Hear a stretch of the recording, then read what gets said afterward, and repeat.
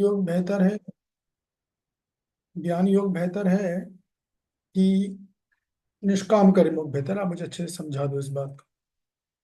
इस पर मेरी चर्चा हो चुकी काफी। फिर भगवान ने उत्तर देना चालू कि देखो, मैंने ज्ञान योग है संख्या नाम, तो मैं संख्या पूर्वक ज्ञान योग भी बताया और कर्म योग भी बताया। दोनों बता दिया, दो तरह की निष्ठा होती है। ठीक है। यहाँ पे भगवान ने अर्जुन को ये बात बोली। फिर इसके बाद श्लोक क्रमांक 4 में भगवान ने बताया कि देखो अर्जुन, आ, इस दुनिया में अर्जुन के मन में धारणा ये है ना कि मैं तो अकर्म करूं, संन्यास लूं, कोई कर्म नहीं करूं। तो भगवान ने बताया कि देखो ऐसा कभी होगा ही नहीं। बिलवा तो कर्म फल से कोई बच नहीं सकता। अर्जुन सोच रहा ना कि मैं कर्म फल से बच जाऊं, बुद्धि नहीं करूंगा तो कर्म फल से बच जाऊंगा। तो भगवान बोले वो तो संभव नहीं है, और ना ही कोई तुम इस तरह का संन्यास लेकर सिद्धि प्राप्त कर सकोगे। तो हमने चर्चा कर ली थी किस प्रकार यदि मान लो कोई योगी संज्ञान योग के लिए योग्य नहीं है, जो पात्रता है वो का ग्रहण नहीं कर रहा है, तो उसको फिर ज्ञान योग नहीं करना चाहिए। और भगवान ने बताया ना ही छच्छन छलाम, ऐसा कभी होता ही नहीं है। ऐसा क्षण भी ऐसा नहीं कि कोई व्यक्ति बिना कर्म किए बिना रह सके। तो तुम ये मत सोचो कि तुम कर्म नहीं करोगे और अपना जीवन सफल सफल बना लोगे, क्योंकि ऐसा होगा ही नहीं कि तुम बिना कर्म किए कभी रह सको। इसके बाद फिर श्लोक क्रमांक 6 आया, तो भगवान ने बताया कि मान लो कोई योगी है जो ज्ञान योग करना चाहता है, लेकिन उसकी पात्रता उसके अंदर नहीं है, और फिर भी अगर वो, जब पात्रता नहीं होगी, ज्ञान योग का चिंतन करेगा तो विष्णु का चिंतन करेगा, तो ऐसा ज्ञान योगी मिथ्याचारी है। तो मैं चर्चा करता कि यहाँ भक्ति योग के साधक की बात नहीं हो रही थी, कि ज्ञान योग के लिए बात हो रही, इस पर चर्चा हमने कर ली थी। तो 7वें श्लोक में भगवान ने ये बताया कि देखो, निष्काम कर्म योग बेहतर है, क्योंकि उसमें क्या है कि आप इंद्रियों को वश में भी कर लोगे और कर्म फल से आसक्ति भी नहीं रहेगी, तो वो ज्यादा बेहतर है। फिर श्लोक क्रमांक, आज हमें चर्चा करनी है श्लोक क्रमांक 9 से, लेकिन हम पहले जो है श्लोक क्रमांक 8 पर जरा सी चर्चा कर लें कि इसका मतलब क्या है, तो फिर हम 9वें श्लोक पे चलेंगे। आप में किसी के पास भगवत गीता का 16वां अध्याय है क्या? अगर हो तो खोल लीजिएगा। तब तक मैं श्लोक क्रमांक 8 पढ़ता हूँ। और अनुराधा माता जी, आप पढ़ोगे क्या हिंदी तात्पर्य अनुवाद? ठीक है, रघुकुल नायक प्रभु आप पढ़िएगा श्लोक क्रमांक 8। नीतम कुरु कर्म त्वं कर्म जायो ह कर्मणा शरीयत्रापि च तेन वसुदेय कर्मणा। अपन, अपन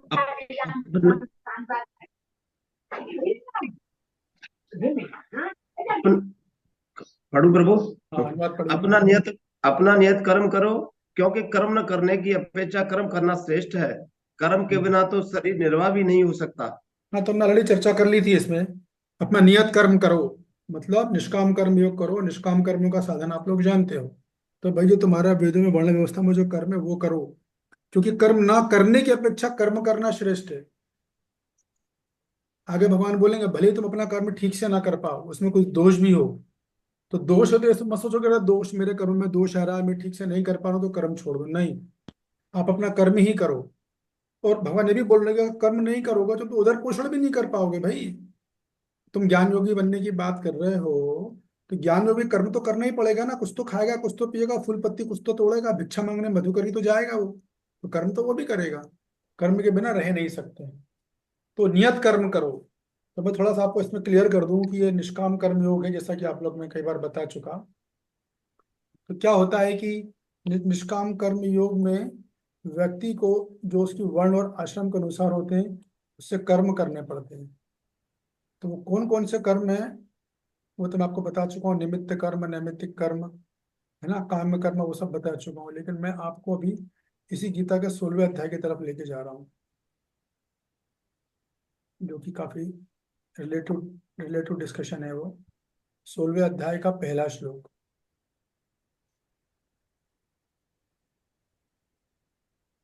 ये 16वें अध्याय का 14वां श्लोक है। इसमें मैं आपको कुछ कुछ आश्रम बताए गए हैं भगवान ने। 4 तरह के आश्रम होते हैं। रघुकुल नायक प्रभु, 4 तरह के आश्रम के नाम बताओगे आप कौन कौन से होते हैं? ब्रह्मचर्य, ब्रह्मचारी, गृहस्थी, वानप्रस्थी और संन्यास। हाँ, तो देखिए यहाँ पे भगवान स्वयं इन चारों आश्रम के धर्म बता रहे हैं। पहले धर्म समझ लो आप। धर्म का मतलब क्या होता है? धर्म का मतलब ऐसा होता है कि वो ऐसी व्यवस्था है जो किसी मनुष्य से अलग नहीं निकाली जा सकती, किसी भी देश में, किसी भी काल में, किसी भी परिस्थिति में। इस उदाहरण के लिए शक्कर है। शक्कर का धर्म क्या है? मिठास। मिठास को आप कभी भी निकाल नहीं सकते शक्कर से। शक्कर भेदभाव नहीं करेगी। शक्कर इंडिया में हो, पाकिस्तान में हो, तब भी वो हिंदू मुस्लिम पर भेदभाव नहीं करके मिठास ही देगी। जैसे नमक है, नमक खारापन देगा ही देगा, चाहे से कोई भी खाए, स्त्री खाए, बच्चा खाए। नमक ये नहीं सोचा चलो बच्चा थोड़ा मीठा हो जाऊं, ऐसा नहीं विचार करें, क्योंकि नमक का धर्म है। तो धर्म मतलब ऐसी विधा वस्तु जो उससे अलग नहीं की जा सकती। कहाँ से शुरू आ रहा है? जो उससे अलग नहीं की जा सकती, ये बात है। तो यहाँ पर जो चार आश्रम बताए अभी, हम उनका धर्म की चर्चा करने वाले हैं। तो ये पहला श्लोक है, श्री भगवान वाचा। पहला श्लोक पढ़िए रघुकुल नायक प्रभु।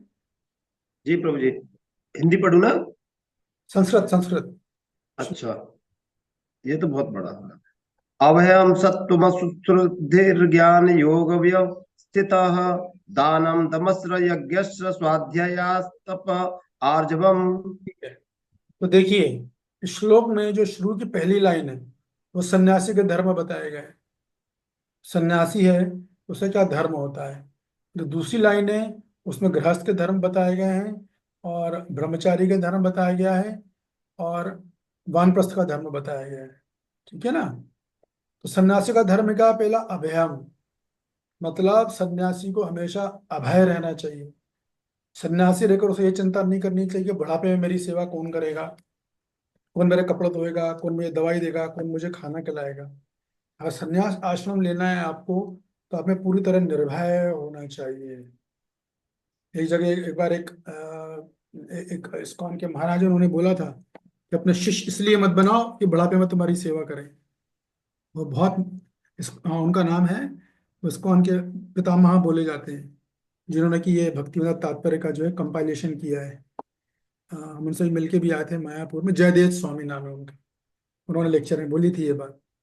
इसलिए शिष्य नहीं बनाने चाहिए कि मेरा बुढ़ापे में मेरा सहारा बन जाए। नहीं तो आप संन्यास मत लो, निर्भय रहो। किसी सुविधा के लिए आप डिमांड मत करो, मांगना भी नहीं चाहिए। अपने आप से जो मिल जाए मिल जाए, खत्म। ये पहला गुण है, ये धर्म है सन्यासी का। दूसरा सत्व शुद्धि। सन्यासी को हमेशा सत्व गुण में रहना चाहिए। मतलब सत्व गुण से मतलब है कि दो तरह की उसमें शुद्धि होनी चाहिए। बाहरी शुद्धि, जैसे सन्यासियों को दिन में 3 बार स्नान करना रहता है, और आंतरिक शुद्धि, दोनों बहुत जरूरी है सन्यासी के लिए।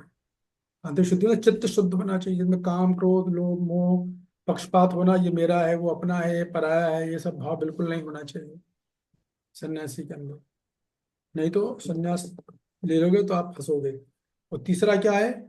ज्ञान योगा अवस्थिता। सन्यासी का मतलब है कि उसको ज्ञान में, ज्ञान मतलब भक्ति का अगर ज्ञान देखेंगे, तो पूरी तरह उसको व्यवस्थित होना चाहिए। व्यवस्थित का मतलब है कि उसको पूर्ण ज्ञान होना चाहिए, हर क्षेत्र का, हर कंसेप्ट का। आधा अधूरा ज्ञान नहीं बोलना चाहिए, आंशिक ज्ञान नहीं बोलना चाहिए उसको। जब भी वो अपना प्रवचन देगा, तो कोई भी सिद्धांत पर अगर वो बोल रहा है, किसी भी कॉन्सेप्ट पर बोल रहा है, तो उसका कर्तव्य बनता है कि वो उस कॉन्सेप्ट से संबंधित और भी चीजें बताए। केवल एक ही चीज को ऑल इन ऑल करके प्रेजेंट नहीं कर देना चाहिए। कोई सत्य है, उसमें से कोई एक आंशिक दृष्टिकोण लिया और उसको पूर्ण सत्य के रूप में प्रस्तुत कर दिया, वो कभी नहीं करना चाहिए। अगर ये क्वालिफिकेशन है, तब वो सन्यास से योग्य है वो। ठीक है ना? ज्ञान योगा अवस्थित, पूरा व्यवस्थित होना चाहिए उसको ज्ञान में। उदाहरण के लिए सहनशीलता की बात आती है, तो लोग जनरली क्या बोलते हैं? भक्त को हर हाल में सहनशील होना चाहिए, हर परिस्थिति में सहनशील होना चाहिए। और इस बात को बताने के दुनिया भर के प्रवाची के तात्पर्य कोट कर देंगे, और पास्ट टाइम कोट कर देंगे, शास्त्र भी कोट कर सकते हो। लेकिन ये समझावट का, या पूर्ण समझावट है, ये पूर्ण समझावट नहीं है। क्योंकि वही साधु, वही गुरु, वो शास्त्र ये भी बताते हैं कि वो कौन कौन सी परिस्थितियां हैं जब एक कृष्ण भक्त को सहनशील नहीं होना चाहिए। इसको बोलते हैं पूर्ण ज्ञान। जब आप कोई भी सत्य प्रकट कर रहे हो, तो आपको सिक्के के दोनों पहलू बताना आने चाहिए। वन साइडेड गेम नहीं होना चाहिए। उससे क्या होता है, जो श्रोतागण है वो पूरी तरह कंफ्यूज रहते हैं, वो समझ नहीं पाते हैं। उसको प्रयास जब बोलते हैं और उनसे हम सुनते हैं, हम उसे प्रैक्टिस करते हैं, तो रिजल्ट वैसे आते नहीं है। मन में फ्रस्ट्रेशन रहता है। आप प्रश्न पूछोगे तो उल्टा और डांट देंगे, बोलेंगे नहीं। क्यों? क्योंकि ज्ञान योग में नहीं है वो। ये सन्यासी क्वालिफिकेशन। अभ्याम होना चाहिए, सत्व शुद्धि होना चाहिए, ज्ञान योग में होना चाहिए। तो सबसे पहले सन्यास की तीन बताई आज आज क्वालिटी। यार कि सन्यासी में ये तीन क्वालिटी नहीं है तो फिर वो किस तरह का सन्यासी है? भगवान स्वयं बोल रहे हैं। हाँ, मैं कहना जरूर पहले बता दूं, देखो कलयुग में ये सब हौच पौच है एकदम। ये पहले ही मैं आपको बता दूं, कलयुग में मामला बड़ा उथल पुथल ही चलती रहती है यहाँ तो। तो इन चीजों पे ध्यान न देकर हम किसको कितना सहयोग कर सकते हैं और कितना अप्रिशिएट कर सकते हैं वहां देना चाहिए। लेकिन मैं यहाँ सिद्धांत की बात बता रहा हूँ। सिद्धांत ये है, तो गृहस्थ की बात हो रही है, तो गृहस्थ के तीन धर्म बताए गए हैं। सबसे पहला है दानम। गृहस्थ का पहला कर्तव्य है कि अगर वो गृहस्थ आश्रम में है तो उसके लिए दान करना उसका धर्म है। अगर कोई गृहस्थ वो दान नहीं कर रहा तो फिर वो कैसा गृहस्थ है? हाँ, वो अपना धर्म का पालन नहीं कर रहा है। तो जो है, गृहस्थ का पहला सबसे पहला कर्तव्य बताया गया दानम। शास्त्र बताते हैं कि गृहस्थ जब होते हैं तो उनके घर में जो भी इनकम आती है तो भगवान उसमें दान का अंश ऐड करके भेजते हैं। और अगर वो नहीं यूज कर रहा है उसको सही जगह पर सही लोगों को नहीं दे रहा है, या नहीं गलत लोगों को भी दे रहा है, तो उसको कष्ट उठाना पड़ता है, क्योंकि उसमें जो है दान की राशि ऑलरेडी ऐड है। तो गृहस्थ धर्म मतलब शुरुआत दान से। फिर दूसरा का दमश्च। दमश का मतलब होता है कि अगर गृहस्थ आश्रम में है तो इंद्रियों का नियंत्रित करना भी उसको आना चाहिए। कब नियंत्रित करना है, कब इंद्रियों को खोलना है, इसका भी सब पूरा अच्छे से ज्ञान भी होना चाहिए और अभ्यास भी होना चाहिए। फिर यज्ञश्च। यज्ञ का मतलब क्या है, उसे यज्ञ करना आना चाहिए। यज्ञ मतलब हमारे लिए संकीर्तन यज्ञ प्रतिदिन ये होना चाहिए। अगर ये तीन वो कर रहा है तीनों, तब एक्चुअल में वो गृहस्थ स्टैंडर्ड के हिसाब से जीवन जी रहा है। नहीं तो फिर वो कैसा गृहस्थ है, वो तो परेशान ही रहेगा। ये सब पे लागू होगा। सन्यासी सन्यास धर्म का पालन नहीं करेगा तो एंजाइटी में रहेगा। गृहस्थ गृहस्थ धर्म का पालन नहीं करेगा तो एंजाइटी में रहेगा।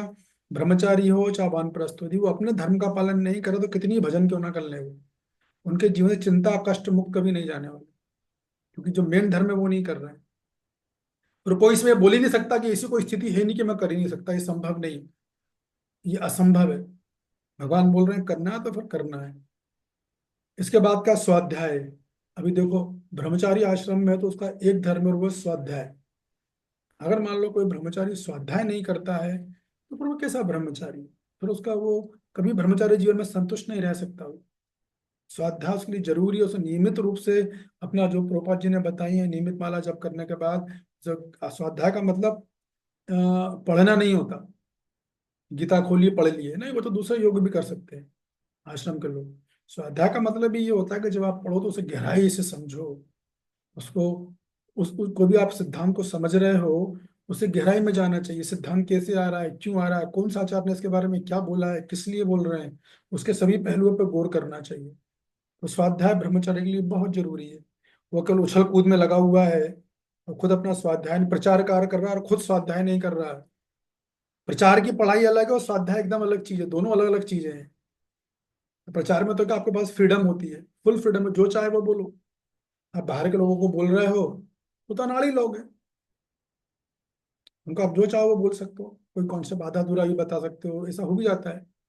जो आप स्वाध्याय का मतलब है कि बारीकी से अध्ययन करना, गहन अध्ययन करना, हर सिद्धांत को अच्छे से समझना, उसको बैलेंस में अध्ययन करना, संतुलन में लाना, ये स्वाध्याय है।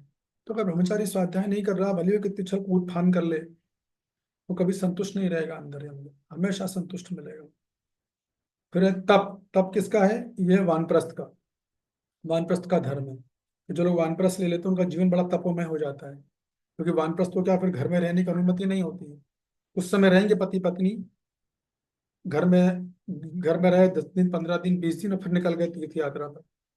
फिर आएंगे 4 5 6 महीने के बाद, फिर 10 15 दिन रहेंगे, फिर तीर्थ यात्रा पर निकल जाएंगे। ऐसे जीवन चलेगा उनका। जब तीर्थ यात्रा पर जाते हो तो थोड़ी ना वहाँ आपको बहुत सारी सुविधाएं मिलेंगी। ना आप पैसे भी दे दोगे तो मन वहाँ पे होटल नहीं मिलेगा। ये मैं अभी के परिवेश में बता रहा हूँ, उस समय तो कठिन तपस्या थी एकदम। ना वाहन सुविधा, ना ट्रेन सुविधा, ना कोई फोन करके आप प्रसाद अरेंज कर लो गोविंदा रेस्टोरेंट में, गृहस्थ भक्तों को बोल दो, कुछ नहीं था। आज सारी सुविधाएं हैं, लेकिन इतनी सुविधा होने के बाद ये तपस्या तो होती ही है। कमरा अपने हिसाब से नहीं मिलेगा, ज्यादा ले लेगा, प्रसादम वैसा नहीं मिलेगा, नहाने धोने की बहुत परेशानियां होती हैं गृहस्थ पास जीवन में भी। क्योंकि आपको पूरे टाइम ट्रेवलिंग में घर जैसी सुविधा नहीं मिल रही, अपने आप में ही तप है। गृहस्थ आश्रम में सुविधा है आपको, लेकिन वानप्रस्थ में कोई सुविधा नहीं है। आपका निजी मकान थोड़ी ना हो, आपको कोई सेवा करने वाला है। आप दो लोगों, पति पत्नी बूढ़े, दोनों एक दूसरे का ध्यान रख के चलना है। तो वानप्रस्थ अगर ये तपस्या नहीं कर रहा तो फिर वो कैसा वानप्रस्थी है? फिर वो वानप्रस्थी थोड़ी है। आप बैंक बैलेंस भर लो उसमें, वो वानप्रस्थ लेके दिन भर घर में रहो और आप भ्रमण नहीं कर रहे हो, तो वानप्रस्थ जीवन नहीं है वो। तो ये नियत धर्म है जो मैंने बताया आपको। सन्यासी के तीन, गृहस्थ के तीन, ब्रह्मचारी का एक और वानप्रस्थ का एक। तो ये सब करना बहुत जरूरी होता है। बाकी के नीचे जो है ये तो बाकी इनकी चर्चा हम नहीं करेंगे, क्योंकि ये तो जो है वर्ण, जो वर्ण होते हैं ना, चार वर्ण, उनके गुण बताए गए हैं। तो मैं आपको क्यों सब बता रहा था, ये इसके बड़ा रिलेटेबल चीज है ये। हम्म, ये नियत कर्म है जो मैंने बताया था उसके अलावा। ठीक है ना? अब ये सब समझने के बाद अब हम आठवें श्लोक पे चर्चा करेंगे। श्लोक क्रमांक 9 पे।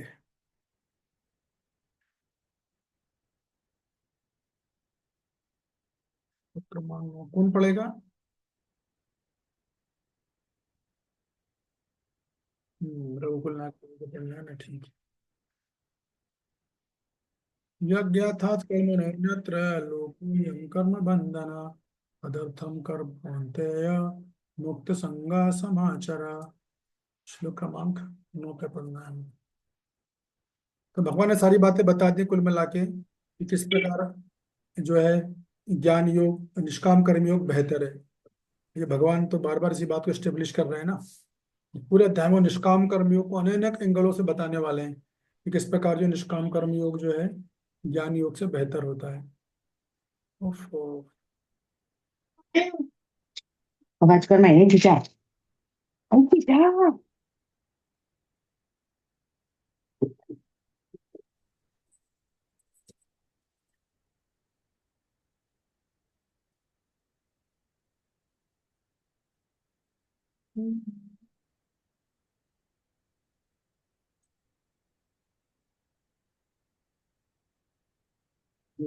श्लोक क्रमांक 9। यज्ञार्थात् कर्मणोऽन्यत्र लोकोऽयं कर्म बंधन तदर्थं कर्म कौन्तेय मुक्त संगा समाचर। अब आप जो मैंने बताया उसका आप इससे रिलेट करोगे। पढ़िए। रघुकुल मैं नायक पढ़ पढ़ो। पाई हाँ प्रभु जी पढ़ रहे हैं। श्री विष्णु के लिए यज्ञ रूप में कर्म करना चाहिए, अन्यथा कर्म के द्वारा इस भौतिक जगत में बंधन उत्पन्न होता है। अतः हे कुंती पुत्र, उनकी प्रसन्नता के लिए अपने नियत कर्म करो, इस तरह तुम बंधन से सदा मुक्त रहोगे। तो देखिए अर्जुन की दुविधा क्या आती है कि अर्जुन युद्ध इसलिए नहीं कर रहा था क्योंकि अर्जुन को तो क्या लग रहा है, मैं युद्ध करूंगा तो कर्म बंधन लग जाएगा ना। और युद्ध करेगा तो कर्म बंधन लग जाएगा। तो भगवान ने निष्काम कर्म योग बताया अर्जुन को, ठीक है। प्रभुपाद जी तात्पर्य में भक्ति योग बोल रहे हैं, वो तो मैं आपको पता ही है, मैं हर बार बोलता हूँ। तो क्या बोल रहे हैं प्रभुपाद जी की, भगवान क्या बोल रहे हैं कि देखो तुम विष्णु के लिए यज्ञ रूप में कर्म करो। तो उसको निष्काम कर्म तो आप लोग को समझ में आ गया है। मैं मोस्टली जो है भक्ति योग की दृष्टि से ही बोलूंगा इसको। प्रभुपाद जी तो खैर वही बोल रहे हैं।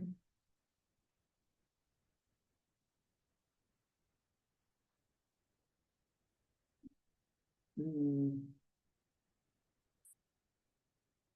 प्रभुपाद जी क्या बोल रहे हैं कि देखो भाई तुम जो भी कर्म करो वो विष्णु के निमित्त करो। देखिए कर्म करने का मतलब भगवान यहाँ बोल रहे हैं यज्ञ रूपी कर्म को। प्रभुपाद जी ने बोला यज्ञ रूप में कर्म करना चाहिए। अगर आप भगवान की भाषा में देखोगे तो तुम निष्काम कर्म योग करो, मतलब जो तुम्हारे नियत कर्म है वो करो। लेकिन किसके लिए करो? विष्णु की प्रसन्नता के लिए करो। मतलब आ, भगवान को जो फल आएगा वो भगवान को अर्पित करो। तो ये कौन बताएगा कौन सा कर्म बोल रहे हैं भगवान यहाँ पे योगा लीडर के अनुसार? बताइए नीता माता जी। सकाम कर्म प्रभु जी। नहीं नहीं, सकाम कर्म नहीं है, ये तो प्रभुपाद जी ने ट्रांसलेट कर दिया यज्ञ रूप में कर्म करना चाहिए। हाँ जी, सॉरी, नहीं नहीं मैं सॉरी, समझी नहीं थी। नहीं नहीं सॉरी वाली कोई बात नहीं इसमें। बताइए अनिता जी। हरे कृष्ण प्रभु जी धन्य प्रणाम प्रभु जी निष्काम कर्म योगी है ये लेकिन कौन सा निष्काम कर्म योग? तीन तरह के हैं ना। भगवत अर्पित निष्काम कर्म योग। ये बात, ये जो है भगवत अर्पित निष्काम कर्म योग की बात भगवान कर रहे हैं और प्रभुपाद जी बोलेंगे भक्ति योग। ठीक है, इसको आप समझ लो अच्छे से। तो प्रभुपाद जी अनुवाद भी उसी तरह से लिखा है कि श्री वैष्णव के लिए यज्ञ रूप में कर्म करना चाहिए। यज्ञ रूप में कर्म करने का मतलब ये होता है, इसको समझो आप, कि वहां तो क्या है कि आपको यज्ञ का मतलब वो नहीं जो हवन में यज्ञ करते हैं, वो नहीं है यहाँ पर। हर कोई कार्य जो भगवान की प्रसन्नता के लिए किया जाए उसे यज्ञ बोला जाता है। ये भी एक परिभाषा है यज्ञ की। उपरपाद जी इसी परिभाषा को लेकर पूरा तात्पर्य लिख रहे हैं। फिर चाहे वो कमरे की झाड़ू लगाना हो, फिर चाहे वो स्नान करना हो, फिर चाहे अपने ब्रश को टूथब्रश लगाना हो, या घर के काम हो, या भगवान की सेवा करना हो, गीता पढ़ना हो, कोई भी काम हो, अगर वो आप इस चेतना में कर रहे हो कि ये मैं कृष्ण को, दो चीजें होती है जैसे मैंने बताया ना, एक तो गुरु का आदेश है, दूसरा मैं भगवान की प्रसन्नता के लिए कर रहा हूँ। हर बार अगर आप कर रहे हो ये अपने आप को रिमाइंडर करके, तो आप यज्ञ कर रहे हो, फिर वो कोई सा भी कार्य है। तो ऐसा कार्य अगर आप करोगे तो फिर आपको कोई बंधन नहीं लगने वाला है। अर्थात भगवान की प्रसन्नता के लिए जो भी कार्य किया जाए वो कर्म बंधन नहीं लगता। अगर आप कोई भी कार्य कर रहे हो और भगवान के लिए नहीं कर रहे हो, भगवान को प्रसन्नता के लिए नहीं कर रहे हो, तो क्या होगा, फिर आपको कर्म बंधन लग जाएगा। इसलिए बोल रहे हैं कुंती पुत्र, उनकी प्रसन्नता यानी भगवान की प्रसन्नता के लिए मैं नियत कर्म करो। तो जो भी कार्य या यज्ञ बोलो जो भगवान के लिए ना किया जाए वो कर्म बंधन में डाल देता है। जैसे कि सकाम कर्म, सकाम कर्म में जो भी यज्ञ वो लोग करते हैं वो भगवान के प्रचार में होते नहीं है, इसलिए उनको बंधन लग जाता है। इसको मैं उससे समझ सकता हूँ उदाहरण से, कि मानो कोई व्यक्ति व्यापार करता है, ठीक है, और व्यापार करके उसने खूब धन अर्जित कर लिया। धन का पूरा पूरा उपयोग वो केवल भौतिक सुखों के लिए कर रहा है, तो वो क्या होगा, पूरी तरह कर्म बंधन में फंस जाएगा। बिल्कुल, क्योंकि उसने धन का कुछ भी अंश भगवान की सेवा में नहीं लगाया। लेकिन यदि वो धन का कुछ भाग ईश्वर की सेवा में लगाए, वैष्णवों की सेवा में लगाए, तो वो फिर मुक्त हो जाता है। वो धन भी जो है उसमें भी कहीं ना कहीं धर्म जागृत हो जाता है, तो वो उसके मुक्त होने की संभावना है फिर। ये बात है। और यज्ञ का अर्थ केवल अग्निहोत्र नहीं होता है। अग्निहोत्र जो होता है ना वैसा नहीं है, जैसे अग्निहोत्र पहले देते थे, आज भी कई लोग अग्निहोत्र प्रतिदिन देते हैं। मैंने फिर अग्निहोत्र का मतलब, यज्ञ का मतलब है हर कार्य भगवान की खुशी के लिए, उनकी प्रसन्नता के लिए करना। हर वो कार्य जो भक्ति भाव से किया जाए वो यज्ञ है, फिर वो कोई सा भी कार्य है। मान लो कोई व्यक्ति भजन कीर्तन कर रहा है, तो अगर वो भगवान की प्रसन्नता के लिए कर रहा है वो यज्ञ कर रहा है। तो सबसे बढ़िया यज्ञ क्या है, प्रभुपाद जी तात्पर्य में बोलेंगे, कृष्ण भावना मत के लिए, कृष्ण भावना मत में कार्य करना सर्वश्रेष्ठ यज्ञ है। इससे अच्छा कोई यज्ञ है ही नहीं। सर्वश्रेष्ठ यज्ञ यही है कि आप कृष्ण भावना मत के लिए कार्य करो। जैसे अपना उदाहरण के लिए आप अर्जुन का उदाहरण लो। अर्जुन थे, अर्जुन तो युद्ध करना नहीं चाह रहे थे ना, लेकिन अर्जुन ने चूंकि युद्ध केवल भगवान की प्रसन्नता के लिए किया, तो लोगों को मर्डर किया उसने। हालांकि अर्जुन ने वो खुलेआम मर्डर किए हैं, गवाह अभी साक्षात भगवान कृष्ण है, तो भी वो यज्ञ कहलाए गए, क्योंकि उसने भगवान के आदेश पर भगवान की प्रसन्नता के लिए किया है। ये बात है। और क्या कर, मुक्त संगा समाचारा, मुक्त संगा समाचार का मतलब है कर्म जब करो तो उससे आसक्त मत हो अर्जुन, आसक्त रहित होकर कार्य करना चाहिए। उदाहरण देते हैं कि मान लो कोई गृहस्थ भक्त है हमारे माननीय, वो परिवार का पालन पोषण करते हैं, और वो ये सोचे कर रहे हैं कि परिवार का पालन पोषण करना ईश्वर की सेवा है। देखिए इसमें अंतर है। एक है कि ये मेरा कर्तव्य है, तो उससे आपको पुण्य मिलेगा, उससे आपको स्वर्ग जाओगे आप, या भौतिक जगत का सुख भोगोगे। लेकिन अगर आप वो सेवा इसलिए कर रहे हो कि ईश्वर की सेवा और वो प्रसन्न होंगे, तो आप मुक्त हो जाओगे। घास आश्रम में रहकर आप मुक्त हो सकते हो, लेकिन यदि वो मोहवश कर रहा है तो कर्म बंधन में फंस जाएगा। ये बात है। ये जो है, इसकी दिव्यता यही कृष्ण भावनामृत की, ये खेल सारा ईमानदारी का और चेतना का है, कि हम भैया हमारा कर्तव्य, ये समझ के भी करोगे मैं कर्तव्य, तो जहाँ रिजल्ट नहीं आने वाला, आप भौतिक जंजाल से बाहर नहीं जा पाओगे। और तभी जाओगे जहाँ पे सोचोगे ईश्वर की सेवा है। जहाँ पे सोचे करोगे ईश्वर की सेवा, तो गृहस्थ आश्रम में जितनी भी तकलीफें परेशानी आएंगी वो आप आसानी से सहन कर पाओगे, और उनको आप व्यवहार में ला पाओगे, उनको डील कर पाओगे, कि आपको पता है नंबर कि ईश्वर की सेवा है। हाँ, थोड़ा बहुत मेंटली डिस्टर्बेंस होगा, वो तो हमें हम ब्रह्मचारियों को भी होता है। ब्रह्मचारी जीवन भी इतना आसान नहीं है, जैसा कभी कोई लोग सोचते हैं। बाहर के लोग, अरे ब्रह्मचारी जीवन में तो बड़े मजे हैं, कुछ करना धरना नहीं है। ये कोई भी संस्था आपको घर बैठे खिलाएगी नहीं, ये मान के चलो आप। कोई भी संस्था हो, सब बराबर पीछे लगे रहते हैं एक दूसरे के। तो आश्रम कोई भी हो, हर आश्रम के अपने अपने प्लस पॉइंट हैं, अपने अपने माइनस पॉइंट हैं। ये तो व्यक्ति के स्वभाव पर निर्भर करता है कि उसको क्या सूट करता है। फिर अभी वो मुद्दा नहीं है, मुद्दा बस ये है कि आप कोई भी किसी भी आश्रम में रहे, वो अपने जो कार्य है, जो नियत कर्म है, वो केवल इसलिए अगर कर रहा है कि वो ईश्वर की सेवा है, ईश्वर को प्रसन्न करना है, तो वो मुक्त हो जाएगा। कर्तव्य समझ के करेगा तो भी मुक्त नहीं होगा। और अगर वो बोझ समझ के कर रहा है, त्याग रहा है, तब तो वो कर्म बंधन में ही फंसेगा। ये बात है। तो इसमें जो है अनेक आचार्यों ने अपनी टीकाएं दी हैं। जैसे कि अ, शंकराचार्य तो स्वाभाविक है, वो तो ब्रह्मवादी हैं, तो वो तो वेदों में वर्णित यज्ञ पर ही बल देंगे। लेकिन उन्होंने जो निष्काम कर्मयोग से जोड़ दिया, वो ये बोल रहे हैं निष्काम कर्मयोग करना चाहिए। तो इसका आवाज कहाँ से आ रही है? शर्मा, पढ़ रहे हैं प्रभु जी। कौन पढ़ रहा है? जो भी हो। तो अभी आप एक चीज और बताओ, शंकराचार्य एग्जाम्पल देते हैं कि मान लो कोई व्यक्ति हवन दान यज्ञ इत्यादि करता है, इसलिए करता है स्वर्ग पाने के उद्देश्य से करता है, तो कर्म बंधन है उसको। सही बात है। स्वर्ग जाएगा फिर नीचे गिर जाएगा, संसार सागर से बाहर नहीं निकल पाएगा। यदि वो कार्य परमात्मा की भक्ति में किया जाता है तो फिर मुक्ति का कारण बन जाता है। ये बात है। और रामानुचार्य हमारे वैष्णव आचार्य तो सीधा बोलेंगे, हर कार्य भगवत भगवत भगवत प्रिय कर्म कीजिए, जो भगवान को प्रिय हो वो कर्म कीजिए, ईश्वर की सेवा समझ से कीजिए, तो कभी बंधनकारी नहीं होंगे। जैसे प्रहलाद महाराज थे, उन्होंने उन्होंने तरह तरह के कार्य किए, लेकिन चूंकि भगवान की प्रसन्नता के लिए भगवान की सेवा करी, तो उन्होंने कई तरह के सांसारिक कर्म किए, राज भी किया, गृहस्थ आश्रम में भी गए, कितना सांसारिक कर्म किए उन्होंने। लेकिन चूंकि उन्होंने ईश्वर की सेवा समझ के किया, तो सांसारिक में रहते भी कहीं फंसे नहीं। ये बात है।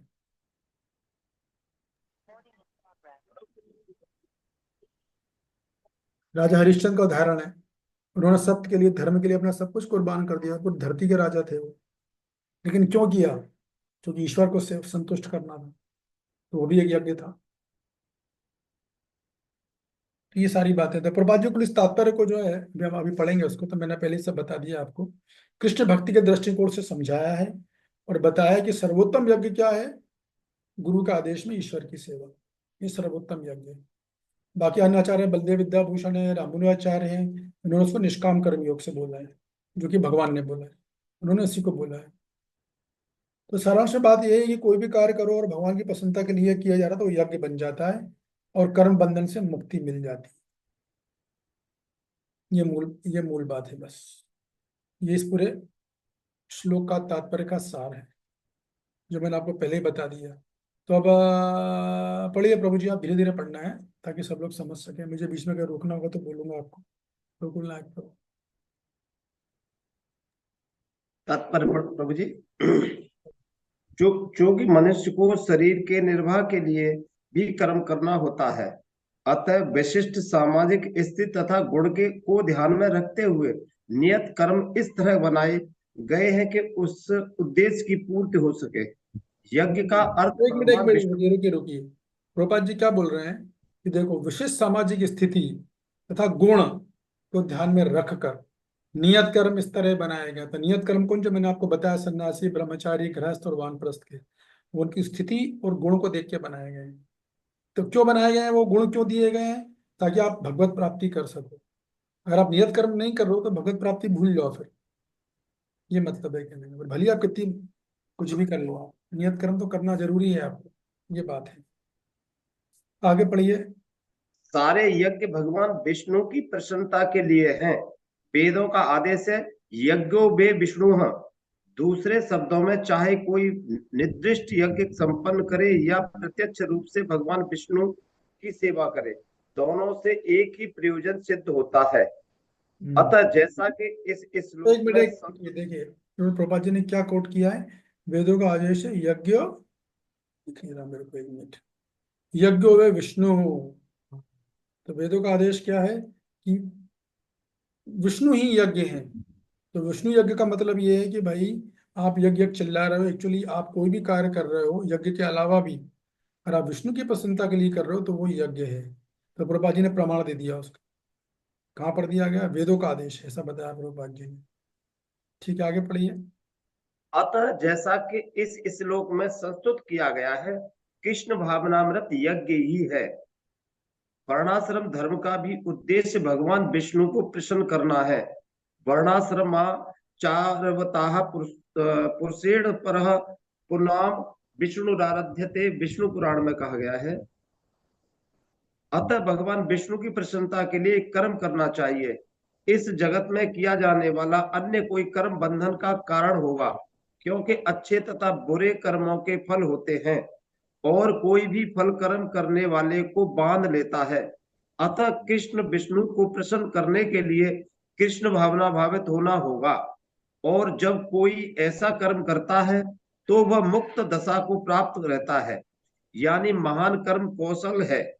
और प्रारंभ में इस विधि में अत्यंत कुशल मार्गदर्शन की आवश्यकता होती है। रुक जाइए। तो देखिए, कर्म कौशल क्या है? ये है कि आपको जो नियत कर्म है वो करते हुए आप ईश्वर की प्राप्ति करो।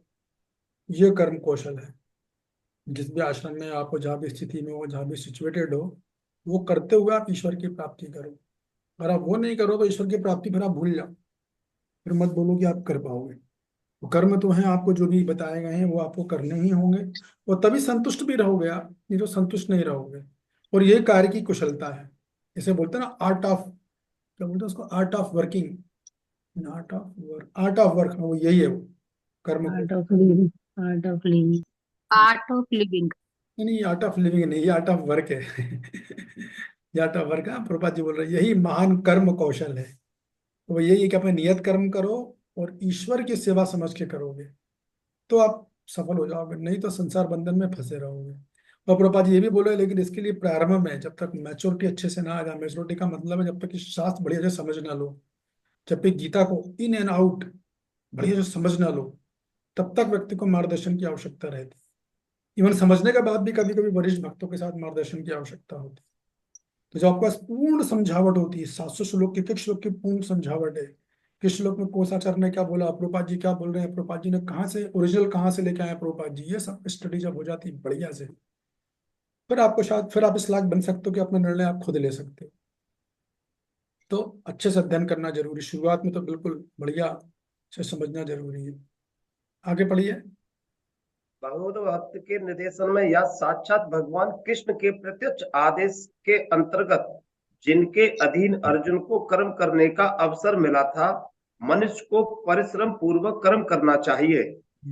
इंद्रिय तृप्ति के लिए कुछ भी नहीं किया जाता चाहिए, अपितु हर कार्य कृष्ण की प्रसन्नता तुष्टि के लिए होना चाहिए। इसी विधि से न केवल कर्म के बंधन से बचा जा सकता है, अपितु इससे मनुष्य को क्रमशः भगवान की वह प्रेमा भक्ति प्राप्त हो सकेगी जो भगवत धाम को ले जाने वाली है। कितनी सुंदर बात बोली है कि अगर आप अपने नियत कर्मों का पालन कर रहे हो और ईश्वर की सेवा समझ के कर रहे हो तो क्या होगा, एक तो कर्म बंधन नहीं लगेगा, दूसरा आपको क्रमशः भगवान की प्रेमा भक्ति मिल जाएगी। तो वही हम सबका लक्ष्य है। यहाँ पे हम जो बैठे हुए हैं इतना समय लगा रहे हैं, किस लिए लगा रहे हैं? प्रेमा भक्ति के लिए। वो प्राप्त हो जाएगी, लेकिन कंडीशन ये है, और वही यज्ञ है। अगर हम हर कार्य ईश्वर की सेवा समझ से कर रहे हैं तो जब भगवान की सेवा आप करोगे तो क्या होगा कि आपको तकलीफें तो आएंगी, ये तो निश्चित है एकदम, व्यवधान भी होगा, तो वो सबके साथ होगा, मेरे साथ भी होगा, आपके साथ भी होगा। तो अगर आप ईश्वर की सेवा समझ से कर रहे हो तो एक तो फायदा ये होगा कि आपको पहले आपका मन उतना विचलित नहीं रहेगा जितना पहले होता था। आप देखो उतना मन विचलित नहीं रहेगा, उतनी जल्दी डिस्टर्ब नहीं होगा, इतने तुरंत हो जाते थे। अब तो बड़ी बड़ी समस्या भी आती तो डिस्टर्ब नहीं कर पाती है। कड़वे वचन सुनना तो रोज की बात हो जाती है, अपमान सुनना तो रोज की बात है। मैं तो समझ लो कि कम से कम रोज ही ऐसा कोई दिन नहीं दिन में कड़वे कड़वे जहर का घूंट नहीं पी रहा हूँ, रोज का है ये तो एक तो वो इतनी चीजें इफेक्ट नहीं करती हैं। क्यों नहीं करती? क्योंकि मैं ईश्वर की सेवा समझ के कर रहे हैं, तो मैं दुनिया वालों के कड़वे वचन, दुनिया वालों का बुरा व्यवहार से इतना ज्यादा प्रभावित नहीं होते, क्योंकि हमें पता है कि ईश्वर की सेवा कर रहे हैं तो ये अपमान सहना ही मेरी सेवा है। लेकिन इसका मतलब ये नहीं कि मैं अपनी सेवा छोड़ दूं। हमें सेवा में कोई तकलीफ आ रही है और हम किन्हीं की सेवा कर रहे हैं, ईश्वर की कोई भी सेवा करेंगे तो कुछ तकलीफ तो आएगी, निश्चित है वो। तो अच्छा भक्त वो सेवा नहीं छोड़ता, सेवा बराबर करेगा वो, और उसको सहेगा भी। लेकिन कोई गलत चीज हो जाए एकदम कोई बहुत मान लो कोई ऐसी बात आप लोगों के बारे में बोल रहा है सोसाइटी में जो आपने नहीं करी, वो गलत बोल रहा है, तो वहां थोड़ी सहेगा वो। वहां उसको नीडफुल करना जरूरी है एकदम। क्यों? क्योंकि वो अगर नहीं करेगा तो क्या होगा, वो भक्तों के संग से बाहर हो जाएगा। उसके लिए तो वो कर रहा है। इसलिए काफी मैच्योरिटी चाहिए इन चीजों में। बट मोटी मोटी बात आप ये समझो कि अगर हम जो भी कार्य हम करते हैं, प्रभुपाद जी बोले ना, हर कार्य कृष्ण की प्रसन्नता के लिए होना चाहिए। तो हमको कॉन्शियसली प्रयास करना होगा कि हम कार्य कृष्ण की प्रसन्नता के लिए जो हम करने लगेंगे, तो वो दिन दूर नहीं है कि हम प्रेमा भक्ति तक जल्दी ही पहुंच जाएंगे, प्रेमा भक्ति के अधिकारी बन जाएंगे। फिर देना नहीं देना तो भगवान की इच्छा है, पर हमसे कम हम उस वेटिंग लिस्ट में तो आ ही जाएंगे। भैया हमारा भी नाम आ गया भगवान प्रेमा भक्ति में, वहां तक पहुंच जाएंगे। तो वेटिंग लिस्ट में तो गारंटी की कभी ना कभी तो रिजर्वेशन मिल ही जाएगा। आज नहीं तो कल। ये बात है। तो मूल मुद्दा यही है कि हमें हर कार्य जो है भक्ति के एंगल से अगर देखेंगे, कोई भी क्रिया हो, उसको प्रयास करना चाहिए कि ईश्वर की सेवा, ईश्वर की प्रसन्नता के लिए किया जा रहा है। और इसका एक एक पहलू और भी है कि जब ये बात बोलते हैं ना कि मैं कार्य ईश्वर की प्रसन्नता के लिए कर रहा हूँ, तो कोई भी व्यक्ति कोई भी कार्य को बोल सकता है, वो कर रहा हूँ ईश्वर को प्रसन्न करेगा, तो वो भी नहीं है। उससे पहले ये कि आप जो भी कार्य कर रहे हैं वो तीन लोगों के द्वारा सैंक्शन होना चाहिए, तीनों से होना चाहिए, गुरु से, साधु से और शास्त्र से। फिर वो कार्य ईश्वर की प्रसन्नता के लिए करना है। ये खेल है। और तीनों में से कम शास्त्र सबसे जरूरी है, क्योंकि शास्त्र गुरु को भी नियंत्रित करेगा, साधु को भी नियंत्रित करेगा। शास्त्र तीनों को नियंत्रित करता है। तो बेस्ट पॉलिसी कि हमारा कार्य तीनों के द्वारा पैरेलल हो, सैंक्शन हो। हाँ, हमारा कार्य भी सैंक्शन हो गया है, ठीक है। अब हमें करना है ईश्वर के चित्त, ईश्वर को प्रसन्न करने के लिए, बस। तब तो जीवन में सफलता ही सफलता है।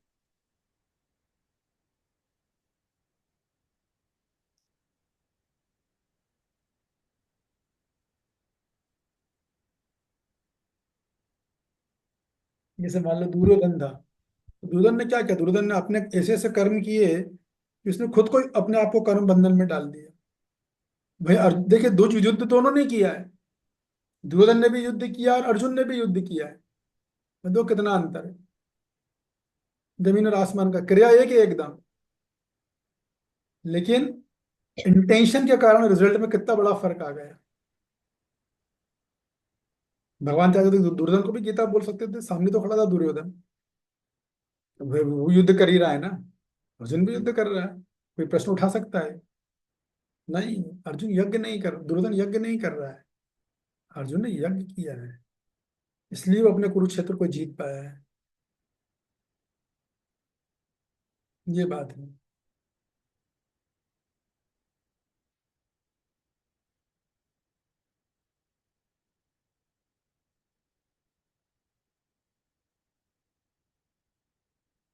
गीता में 90 अध्याय में 24 श्लोक में भगवान बोलते हैं, अहम ही सर्व यज्ञानाम भोक्ताम च प्रभु रे चा, मैं ही सभी यज्ञों का भोक्ता और स्वामी हूँ। ये बोल रहे हैं भगवान।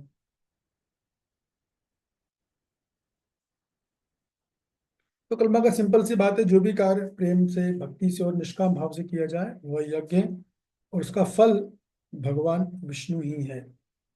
ये बात है। उदाहरण के लिए प्रभुपाद जी का एग्जाम्पल देता हूँ तो आपको अच्छे से समझ में आ जाएगा। अभी देखो, कोई बोल सकता है भैया मैं भी प्रचार कर रहा हूँ, कोई बोल सकता है ना ये बात। तो वो बोल सकता है कि नहीं भैया मैं तो ईश्वर की सेवा के लिए कर रहा हूँ। नहीं, बहुत अंतर है। कितनी आपकी सेवा ईश्वर के लिए, कितनी आप अपनी सेवा कर रहे हो, वो तो कृष्ण ही जानते हैं, वो तो किसी को नहीं पता। नहीं, प्रभुपाद जी ने जब प्रचार किया तो कैसे किया? 69 साल की उम्र में अकेले चले गए अमेरिका, दिल्ली शहर में भटके, गर्मी के महीने में, लू में, मई जून की गर्म लू चल रही है, 70 वर्ष का बूढ़ा आदमी, ना खाने का पता ना पीने का पता, पुस्तकें बांट रहे हैं, सॉरी न्यूज़पेपर बांट रहे थे। लोग बोलते टाइम नहीं हमारे पास, आगे जाओ। क्या ना कोई स्वार्थ था का? बिना किसी स्वार्थ के प्रचार किया प्रभुपाद जी। बिना 108 मंदिर बनाए। लोग एक मंदिर बनाते हैं तो अपने मंदिर पर उस पर नाम लिखवा देते हैं, फलाने फलाने का मंदिर। प्रभुपाद जी ने 108 मंदिर बनाए, कहीं उनका नाम नहीं लिखा प्रभुपाद जी का मंदिर। तो प्रभुपाद जी ने अपने व्यक्तिगत सुख के लिए कोई भी कार्य नहीं किया है। देखो, प्रभुपाद जी तो बहुत आइडियल, एकदम पराकाष्ठा के हैं एकदम। उन्होंने पुस्तकें लिखी, कोई स्वार्थ नहीं, प्रचार किया, हाँ 6,000 ₹40 लेके गए थे वो, करोड़ों अरबों खरबों का एम्पायर खड़ा कर दिया। कभी क्लेम नहीं किया, कभी अपने निजी चीज के लिए उन्हें किसी चीज का उपयोग नहीं किया। अमेरिका भी गए तो उनका उद्देश्य जाने का मौज मस्ती नहीं करना था, चलो प्रचार करने चलेंगे बढ़िया, नहीं, उनका उद्देश्य क्या, भगवत सेवा, क्योंकि उनको गुरु का आदेश था। मेन मुद्दा ये है, गुरु का आदेश था भाई उनके पास, तब उन्होंने सारे कार्य किए हैं। दो आदेश थे ना गुरु के, वो दोनों आदेश ही तो इस पूरी इस्कॉन संस्था के बीज है, जिससे इतना बड़ा वर्ल्ड वाइड इस्कॉन संस्था निकली है। और गुरु का आदेश ही नहीं है, शास्त्र का आदेश नहीं है, तो फिर बिना आदेश से कार्य करना, आप बोल रहे हो कि प्रसन्नता है, तो वो तो ठीक नहीं है। पहले तो आदेश होना जरूरी है। तो कुल मिला के इस सिद्धांत देगा, आप व्यक्तिगत सुख के लिए कोई कार्य नहीं कर सकते, प्रभुपाद जी ने किया सारे कार्य, उन्होंने केवल गुरु को संतुष्ट करने, कृष्ण को संतुष्ट करने के लिए इतनी सारी पुस्तकें लिखी, ग्रंथ लिखे उन्होंने, उनको प्रकाशित भी करवाया, पूरे विश्व भर में वितरित भी करवाए, लिख भी रहे हैं, प्रकाशित भी कर रहे हैं, वितरित भी कर रहे हैं, कोई स्वार्थ नहीं। और पहले तो प्रभुपाद जी खुद भी पुस्तक वितरण करने जाते थे। ये सारी चीजें हैं। और ऑफकोर्स भक्ति योग की एक विशेषता ये भी है कि भक्ति में तो हर कार्य यज्ञ बन जाता है। झाड़ू लगाओगे तो वो यज्ञ, अगर इस चेतना में है तो हर कार्य भक्ति में यज्ञ है। कोई व्यक्ति अपने घर से लेकर ऑफिस जा रहा है, दिल्ली शहर में रहता है और वो ऑफिस जा रहा है, तो उस ऑफिस को भी तीर्थ यात्रा का फल ले सकता है। घर से ऑफिस जाएगा, ऑफिस से घर आएगा, अगर वो चाहे तो इस चेतना में कार्य करे, अगर वो, तो उसे तीर्थ यात्रा का फल मिलेगा। तो खेल सारा इसमें जो है वो उसका ही है।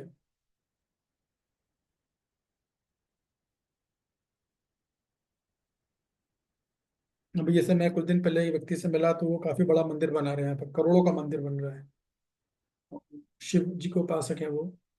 तो वो विश्व का सबसे बड़ा शिवलिंग बना रहे हैं। मेरे को बुलाया था, मैं वहाँ गया था, उन्होंने मेरा भी इंटरव्यू लिया था। तो अभी देखो, अभी वो बना तो रहे हैं, अगर मान लो वो केवल अपनी प्रसिद्धि के लिए बना रहे हैं, तो कर्म बंधन लग जाएगा उनको, कर्म बंधन लग जाएगा उनको। और अगर विष्णु की प्रसन्नता के लिए कर रहे हैं, मुक्त हो जाएंगे। कार्य वही है, कार्य नहीं बदलता इसमें, इसमें चेतना बदलती है। हरे कृष्ण। किसी का कोई प्रश्न?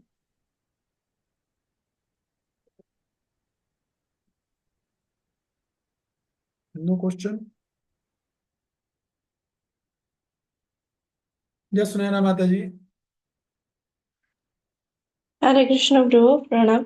प्रभु जी, जो आपने बोला कि गुरु साधु और शास्त्र, गुरु और शास्त्र वो तो समझ आती है, लेकिन हम साधु जो है उसे कैसे पहचाने, या फिर साधु किसको बोले, यहाँ पे अगर आती है तो।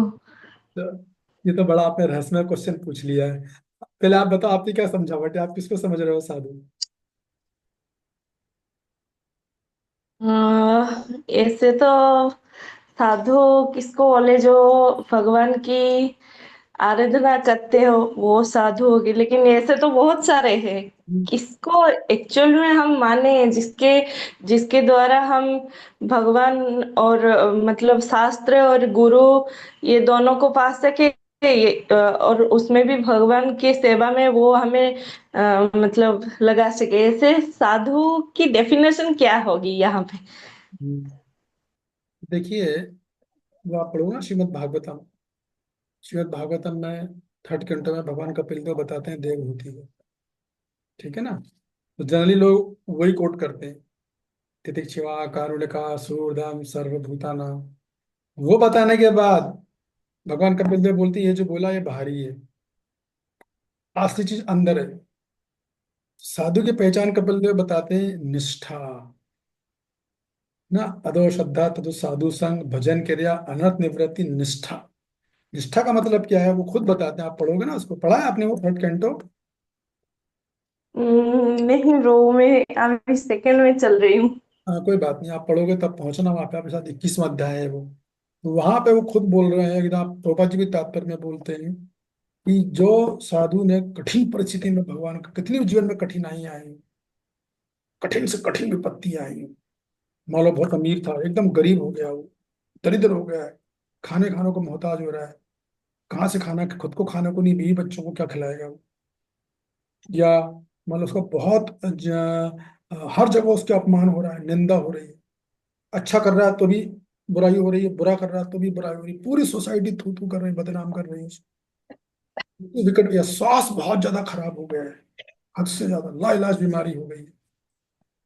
ये तो इस तरह की जो विकट परिस्थितियां होती हैं, उसमें भी जो निरंतर भजन कर रहा है, भजन छोड़ा नहीं इसने अपना, वो एक्चुअल साधु है,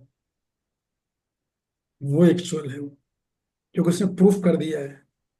बाकी तो अनुकूल परिस्थिति में भजन करना, जब हमारे पास खूब सारे लोग आ रहे हैं, हमारे फॉलोअर हैं, सब लोग हमें प्रणाम कर रहे हैं, मान सम्मान कर रहे हैं, बढ़िया प्रसाद मिल रहा है, हमारी हम जिस समाज में, साधु भक्तों के समाज में रहते हैं, वहां पर मान सम्मान है, हमारी बात को सुना जाता है, हमको पोस्ट मिल गया है, पोजीशन मिल गया है, तो ये तो इसमें भजन करना बहुत आसान है। अनुकूल परिस्थिति भजन ना कोई बहुत बड़ी उसमें साधु की पहचान नहीं है, जो जनरली लोग ये समझते हैं। तो साधु की पहचान हमेशा प्रतिकूल परिस्थिति में होती है।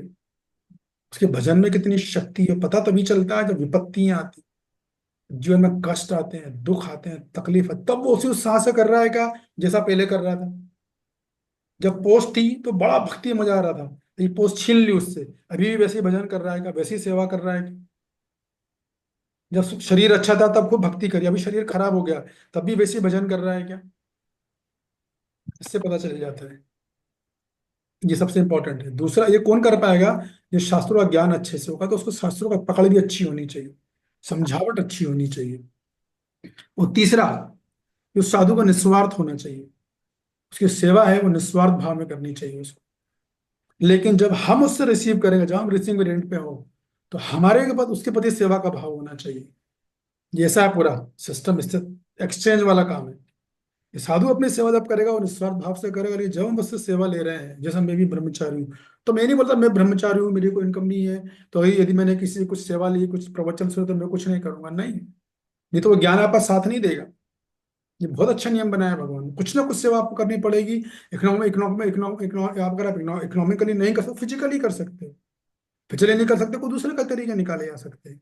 नहीं तो नॉलेज आपको उसी टाइम धोखा देगा जब आपको जरूरत होगी।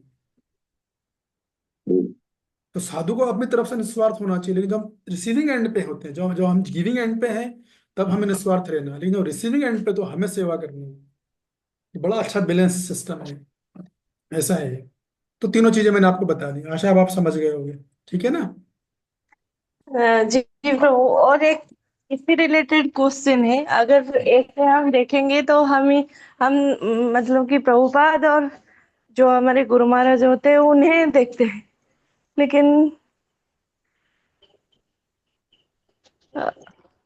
प्रभु हम तो डायरेक्टली उनके संग नहीं कर पा रहे हैं, तो फिर उसके बाद हम क्या करें? कैसे पहचाने कि हाँ प्रभुपाद या फिर सही गुरु कर दिया। महाराज के? तो आपका प्रश्न ये है कि गुरुजनों से, अप्लाई वो कर दिया। अरे यार कहाँ से आवाज जा रही है, तो म्यूट मैंने करके। मतलब जगह बंद कर दिया ना किधर। राशि माता जी प्रभु जी। राशि माता जी, का है आप घर में शोर मचा रही हैं। तो देखिए, अ, आपका प्रश्न ये है ना कि चूंकि हमें प्रभुपाद जी का फिजिकल संग नहीं या गुरु महाराज का फिजिकल संग नहीं, तो हम क्या करें, है कि नहीं? तो ये आपका बहुत बढ़िया प्रश्न है। तो देखिए, इसमें दो तीन चीजें हैं। मैं तो आपको पर्सनली सलाह दूंगा कि सबसे पहले खुद से शास्त्र पढ़ना सीखिए, खुद से। पहले पढ़िए गीता को, शास्त्र मतलब हमारी भगवत गीता मान लीजिए, तो हमने कल चर्चा की थी ना, उस क्लास में आप थे नहीं थे, कल की क्लास में, ये जहाँ बोल जी रहे जी। हैं, एक शास्त्रम देवी की पुत्रा, प्रोपा जी खुद बोल रहे हैं, अगर एक ही भगवत गीता है जिसने समझ ली, तो दूसरे शास्त्र पढ़ने की जरूरत ही क्या है, खुद प्रोपात जी बोल रहे हैं। तो जिसने गीता को गहन ज्ञान अध्ययन कर लिया, अच्छे से समझ लिया, तो विश्वास कीजिए आपको दुनिया क्लियर दिखाई देगी, एकदम क्रिस्टल क्लियर, पूरी क्लियर दिखाई देगी आप। गीता को कोई गीता सीधी भगवान की वाणी, बस समझना अच्छे से आना चाहिए।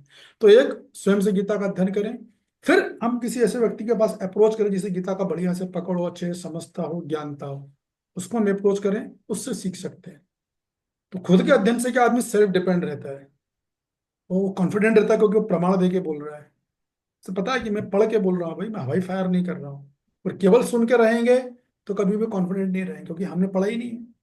अगला आदमी जो बोलेगा वो मानेंगे। चैतन्य महाप्रभु ने 34 वर्ष की उम्र में संन्यास लिया, तो हम मान लेंगे, हाँ, लिया हो। क्योंकि हमने पढ़ के देखा ही नहीं कि उन्होंने किस उम्र में संन्यास लिया। उन्होंने 26 वर्ष में लिया, 24 वर्ष में लिया। फिर तो एक तरीका है खुद से पढ़ें, सबसे बढ़िया। पढ़ने के बाद फिर आपको मन में जो समझ में आए, नहीं आए, जितना भी आए, फिर आपको कोई योग भक्त देखना होगा जो मार्गदर्शन दे सके आपको, उससे फिर आप मार्गदर्शन ले सकते हो।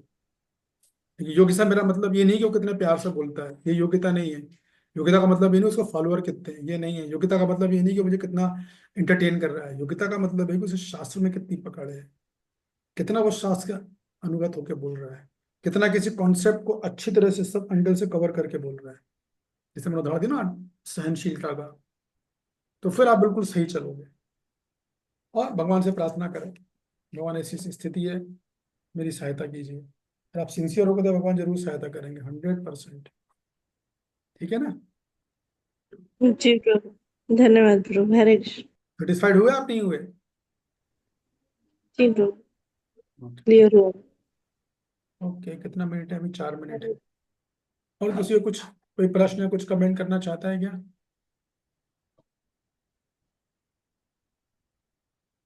हाँ हाँ, बोलिए रुचि दीदी।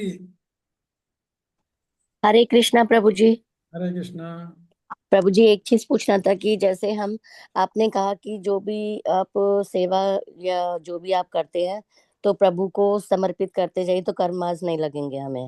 हम्म, तो ऐसे प्रभु जी, जैसे अगर मान लो हम वृंदावन वगैरह जाते हैं, तो वहां पे किसी साधु संत की अगर हम सेवा करना चाहते हैं, तो क्या हम उनको वो जैसे वो भगवान को अर्पित करके सेवा दे सकते हैं? ये आप मुझसे पहले ही पूछ चुके हो। देखिए, साधु संत को सेवा करना अच्छी बात है, बहुत बढ़िया भाव है, लेकिन आपको ये देखना चाहिए कि एटलीस्ट वो जो भी अगर आप धन से सेवा कर रहे हो तो आपको देखना पड़ेगा वो धन का दुरुपयोग तो नहीं करता है, वो नशा पत्ता इत्यादि तो नहीं करता है। एक बात है, अगर आप कॉन्फिडेंट हो, आप पर्सनली उसे जानते हो कि ऐसा नहीं करता है, तो ठीक है। फिर भी रिस्क रहता है, ठीक है ना? और जी प्रभु जी। अगर आप वस्त्र इत्यादि की सेवा दे रहे हैं, नो प्रॉब्लम, बहुत अच्छी बात है। और आप प्रसाद सेवा कर रहे हैं, उसमें तो कोई संदेह ही नहीं है, वो तो बिल्कुल बहुत बढ़िया सेवा है वो तो, है कि नहीं? जी प्रभु जी। लेकिन बेहतर है कि हम किसी को पर्सनली जानते हो, वो सेफ जोन होता है, वो सबसे अच्छा है। बात, जी। ठीक है ना? जी प्रभु जी। अभी सब और भी बहुत सारी चीजें हैं, मैं उसमें डिटेल में जाना नहीं चाह रहा मैं अभी। और भी कई चीजें हैं, खैर ठीक है। प्रभु जी, एक संत है राधा बाबा, बरसाना में। इसका जिक्र अभी यहाँ पे मत करो आप, ठीक है ना? जी प्रभु जी। और कोई किसी का कोई प्रश्न? नहीं, चलो ठीक है। रघुल नायक प्रभु, कैसी लगी आज की कक्षा आपको? बहुत सुंदर लगी प्रभु जी। जो पहले से ज्ञान था उसको बहुत गहरा कर दिया। ऐसा लग रहा था कि ये हम जो पहले इस श्लोक को पढ़े थे तो ऐसा समझते थे यहीं तक है, लेकिन जो आगे था ना तो लगा इसमें तो बहुत गहराई भी है। गीता के हर श्लोक में बहुत गहराई है भाई। मैं 2-3 लेकिन उस समय से इतना गहरा नहीं लगा, लेकिन जो आपने बताया तो आज बहुत गहरा लगा ये श्लोक। ये बात है। ठीक है, धन्यवाद, थैंक यू। मनीषा माता जी, क्या कहना है आपका? हरे कृष्णा प्रभु जी, सादर प्रणाम। वेलकम। प्रभु जी, मतलब वैसे तो एवरी क्लास सारे ही मेरे को तो सभी बेस्ट लगते हैं, कि मैं नहीं चाहती कोई भी मिस हो। मतलब अनलेस एंड अनटिल कोई इम्पोर्टेंट सर्कमस्टांस ऐसा हो जाता है।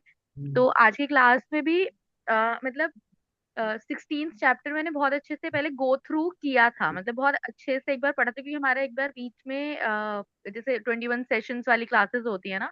तो लेकिन आज फर्स्ट जैसे वो पढ़ा, मतलब आपने उससे रिलेट करा ना, तो वो रिलेशन बहुत क्लियर एकदम से दिमाग में गया है कि किस तरीके से रिलेट आपने किया है। तो मैं वही सोची थी, शायद से मैंने ढंग से पढ़ा ही नहीं था, या फिर ना बहुत सारी ऐसी चीजें खुद पर ही ऐसा फील हो रहा है कि हाँ ये चीज एक्चुअली इस तरीके से होनी चाहिए और इस तरह से नहीं हो रही है। तो मैं बहुत अंडरस्टैंड कर रही हूँ, मतलब कैसे मुझे चीजों को पढ़ना चाहिए और कैसे चीजों को मतलब कंपाइल करना चाहिए। तो मैं आपसे बहुत सीखने का प्रयास कर रही हूँ प्रभु जी। Thank you so much. Yes, अन्य लोग प्रभु। हरे कृष्णा प्रभु, दंडवत प्रणाम। मतलब प्रणाम। प्रभु जी, आपके द्वारा जो प्रस्तुत क्लास है, कोई भी क्लास है, बस इतनी प्यास बढ़ा देती है और इच्छा जागृत कर देती है कि और सुनूं और सुनूं और समझूं। मतलब आप एक एक चीज को बहुत अच्छे से ओपन कर देते हैं पूरा। मतलब आप ये भी पहले से जान लेते हैं कि इस बात को कहने में यहाँ यहाँ डाउट हो सकता है, तो हाँ। डाउट हो सकता है तो आप पहले ही एक्सप्लेन कर देते हैं। ये बहुत बड़ी विशेषता है। इसलिए तो मैं आप लोगों से बोलता हूँ प्रश्न मेरे से आखिरी में पूछा करो, सर रीजन यही है। अब बस मैं कल भी प्रभु जी ट्रेन में था। अच्छा, अ, ठीक है, अच्छा, तो आपको समझ अभी आ रहा है, बहुत बढ़िया बात है। समझ में आ रहा है तो बहुत अच्छा है। यस, सब कुछ समझ में आ रहा है, बहुत अच्छा लग रहा ओके, धन्यवाद। तो बहुत धन्यवाद। नीलांचल माता जी नहीं फोन, नीलांचल माता जी आपने हाथ जी, उठाया। हरे कृष्णा प्रभु जी। हम्म, प्रणाम आपको। प्रभु जी, मैं सिर्फ इतना कहना चाह रही हूँ कि हमें डाउट कहाँ हो रहा है कि हमारे सामने इतने बड़े संत बैठे हुए हैं, हमें इतनी क्लैरिटी से गीता बता रहे हैं, हम बहुत कुछ उनमें देख पा रहे हैं, समझ पा रहे हैं। हमें कहाँ ढूंढने जाना है किसी संत को? आप बैठे हैं हमारे सामने और मैं जितनी अभी क्लैरिटी से मैं आप बता रहे हैं, अंदर जा रहा है प्रभु, सबका अंदर जा रहा है। तो मुझे नहीं लगता कि हमें कुछ और खोजने की, बड़े लकी हैं हम, और जितने भी लोग यहाँ पे बैठे हैं बहुत लकी हैं, आप उनको मिले हैं। और कहाँ इतने बड़े संत गोवर्धन जी में वास करते हुए हमें इतनी क्लैरिटी से गीता बता रहे हैं, निस्वार्थ भाव से कर रहे हैं, तो और क्या। बस मैं इतना ही कहना चाहूंगी प्रभु जी। आपका बहुत बहुत धन्यवाद है। बहुत डीपली आप हमें लेके जा रहे हैं अंदर, बस क्लैरिटी से बिल्कुल। आप आशीर्वाद दीजिए, मैं ऐसे ही आप लोगों की सेवा करता रहूं। आपकी कृपा हम पे बनी रहे सदा। यस, मैं तो यही चाहती हूँ, आपके होते हुए हमें क्या ढूंढना, किस संत को ढूंढेंगे? ठीक है, धन्यवाद तो माता बस मैं जी। इतना, पहचान के लिए सब है, आप सब समझ पा रहे हैं हम लोग। तो बस मैं इतना ही कहना चाहूंगी, और आपको प्रणाम, बहुत बहुत धन्यवाद माता जी। धन्यवाद है आपका, बार बार धन्यवाद है। नहीं नहीं माता जी, तो ठीक है। इतना समय देते हैं, इतनी एनर्जी, टाइम, एनर्जी, और एक एक के अंदर चाह रहे हैं कि ये चीज बस जाए, और बस भी रही है। और क्या प्रूफ चाहिए? Thank you. आपको प्रणाम है आपको। यस हरे राकेश कृष्ण। बाबू, समय कम हुआ है अपने पास। राकेश बाबू बोलिए, तो मैं एंड करूंगा। हरे कृष्ण प्रभु जी, दंड प्रणाम। प्रणाम राकेश प्रभु बाबू। जी, माता जी ने जो कहा वो अतिशयोक्ति नहीं है। सभी लोग सिखाते हैं भक्ति करनी है, करनी है, करनी है, पर बिना सही ज्ञान के, बिना सही समझ के, और बिना सही निर्देश के, और बिना सही गाइडेंस के कोई भक्ति नहीं कर सकता प्रभु जी। तो आपका अमूल्य योगदान है प्रभु जी। आपका बहुत बहुत धन्यवाद प्रभु जी। वो एक्चुअली राकेश बाबू क्या है, मैं बताऊं आपको, माता जी ये प्रश्न पूछा था ना, तो जी। एक्चुअली जो सही साधु का उसका रोल पता है क्या है? उसका रोल ये है कि जो मेरे पास आएगा उसको मैं शास्त्र से जोड़ के मैं हटे जाऊं। भैया ये आप हो और ये रहे शास्त्र, मैंने समझा दिए। तो अब क्या, आप सेल्फ डिपेंड हो चुके हो। अब आपको बार बार मेरे पास नहीं आना पड़ेगा। आपको इतना स्लैक बना देंगे कि आप खुद गीता खोलोगे, सारी प्रॉब्लम सॉल्व कर लोगे आप। ये एक्चुअली है ईमानदार साधु, ये निस्वार्थ सेवा है। ना कि उसको रोक लेना, मेरे से पूछो, उसके पास मत जाओ, उससे मत सुनो, इससे मत सुनो, इसका मतलब है कि ये सब गड़बड़ झाला है। जो सही आदमी होगा वो क्यों करेगा ऐसा? उसे पता है कि मेरा कर्तव्य मेरे पास तो है, मुझे शास्त्र बताने। भाई ये आप हो, ये शास्त्र है, और आप इस तरह शास्त्र समझे जाते हैं ना, you take decision of your life. इसको बोलते हैं सेल्फ डिपेंड बनाना। तो अगर ऐसा ना करके मैं सेल्फ डिपेंड ना बना के अपने पर आश्रित कर दूंगा, तो वो मेरे साथ भी चीटिंग, आपके साथ भी चीटिंग है। एक्चुअल कोई भी होगा वो ये रोल निभाएगा। जैसे मान लो परम पूज्य राधा गोविंद महाराज देते हैं उदाहरण। एक बार मैंने पूछा था उनसे ये प्रश्न, तो उन्होंने मुझे उदाहरण दिया था कि जब शादी होती है ना, विवाह, तो विवाह में पंडित होता है। तो पंडित क्या करता है, एक लड़की है, एक वर है, एक वधू है, दोनों को मिलाएगा, दोनों का विवाह कराएगा, यज्ञ कराएगा, सब करा करू के फिर अलग हट गया वो। अब उसको उनकी लाइफ में कोई इन्वॉल्वमेंट नहीं है। तो वैसे होना चाहिए एक्चुअली में। तो लोगों को एक्चुअली में, मतलब साधुओं को, पब्लिक को यह सिखाना चाहिए कि you have to love Krishna and not me. आप समझ रहे हैं? बिल्कुल प्रभु जी। और वो हो उल्टा। वो कभी कभी उल्टा हो जाता है, और उसमें क्या होता है, ऑडियंस का बहुत नुकसान होता है। और फिर वो बोलते हैं मेरे साथ तो 20-20 सालों का प्रभु जी की भक्ति में प्रगति नहीं लग रही है, ऐसा लग रहा है वहीं के वहीं है। आज 50 साल हो गए, 25 साल हो गए, जब करते हो वही गीता पढ़ रहे हो, वही भागवतम पढ़ रहे हो, बोरियत हो रही है, भक्ति में रस नहीं आ रहा है। तो वो क्यों नहीं आ रहा है? क्योंकि आपको दिया ही नहीं जा रहा है ना सही। जब मिलेगा और तब। प्रभु जी सबसे महत्वपूर्ण बात है जो शास्त्र पे इतना जोर देना प्रभु जी। हाँ, आपने जितना शास्त्र को समझाने पर और समझने पर जोर दिया है और सीखने सिखाने पे इतना जोर कोई नहीं देता प्रभु जी। वो तो सेल्फ डिपेंड बनाना है, वही सेल्फ डिपेंड है राकेश प्रभु। जरूरत ही नहीं है दुनिया में फिर किसी की। हाँ, संग जब तक भगवान दे रहे हैं लेंगे, जरूर लेंगे, लेकिन ऐसी बहुत सारी सिचुएशन आएंगे जब हम अकेले होंगे, हाँ या ना? कितना डिसीजन हमें बिल्कुल खुद ही प्रभु लेने जी। पड़ेंगे। तो हम अपने को डिपेंड ऐसा बना देना चाहिए, हम खुद डिसीजन ले सके लाइफ के। और हम कॉन्फिडेंट रहें क्योंकि हम डिसीजन गीता के आधार पर ले रहे हैं ना।